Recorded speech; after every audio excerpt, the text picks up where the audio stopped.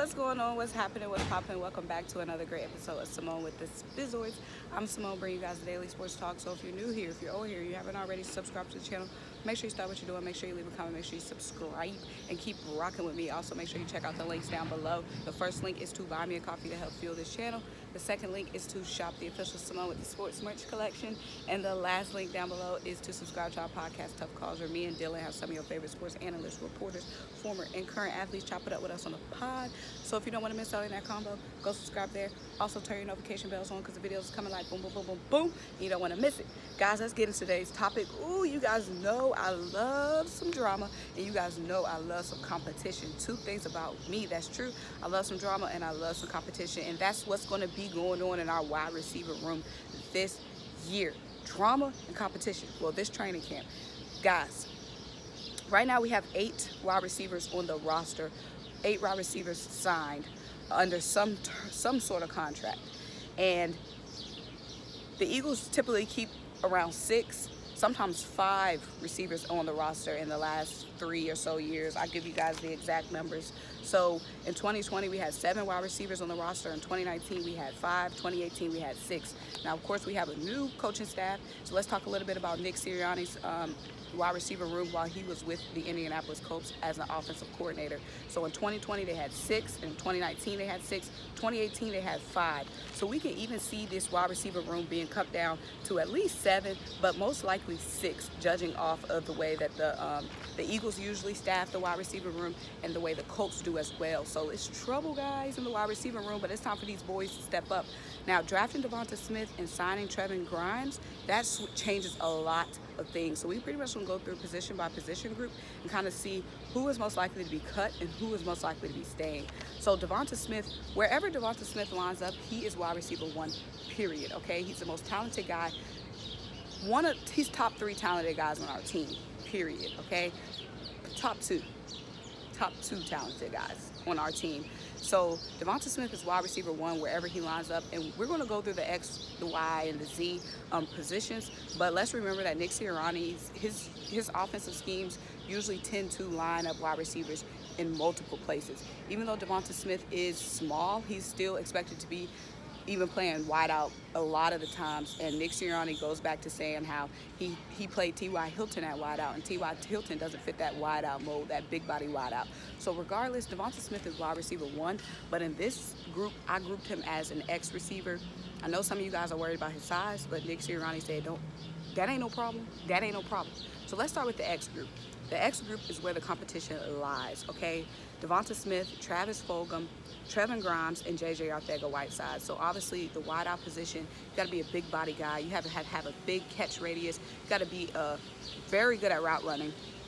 And you have to be a guy that can beat corners, beat out the jam. You know, you're lining up directly against a corner on the line of scrimmage. So you have to be able to beat that press man, okay, period. You got to be big dog. X is big dog, okay, period.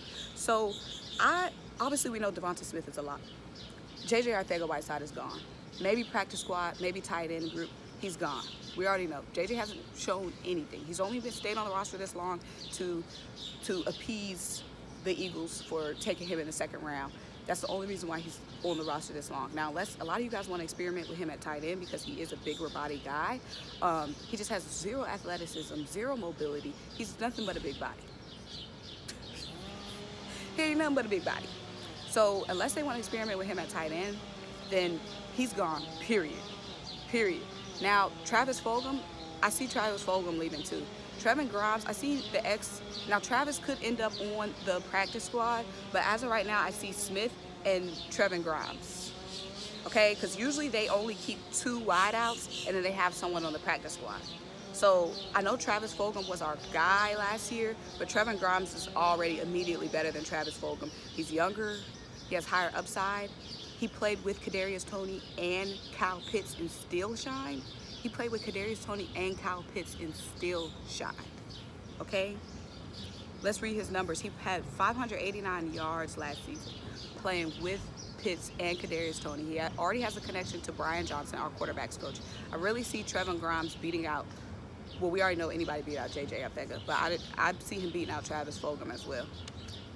Sorry, but after we get through the X, it's really not as ruthless. So let's go to the Y. Right now we have Greg Ward on he already signed a 1-year exclusive rights free agent deal. So we know Greg Ward is a lock, and Greg Ward is a lock regardless. We're talking about the slot right now with the Y. He's pretty much a lock because he's our veteran. Think about it. Greg Ward is the veteran in the group, and he's been the most consistent. Has he been Calvin Ridley? No, but he's been consistent, and you know what you're gonna get from Greg Ward. He's consistent, he's reliable, and he's our vet in the group. So Greg Ward is staying. So other than that, we got Quez. Quez could work in the slot. We see some promising things from Quez. I see Quez staying because right now, really in the slot, I mean, of course, Devonta Smith is going to be moved all around. But right now, if we're just breaking it down, X's and O's, we have Devonta Smith at the X, we have Trevon at the X, we have Greg and Quez in the slot. I like that. We haven't seen enough from Quez in a good way to say whether or not he needs to be cut. The only reason why Travis Fulgham is getting cut in my situation is because of Trevon Grimes. And lastly, we have the Z. Now, Jalen Reagor is obviously a sure lock at the Z receiver. And like I said, these guys can move around all the time. But Jalen Reagor is pretty much a lock. He was injured last season. He has way too much upside, way too much potential to see him getting demoted. So I definitely can see him being wide receiver 3 behind Grimes and behind Devonta Smith, or he could end up beating out Grimes and being wide receiver 2. We never know.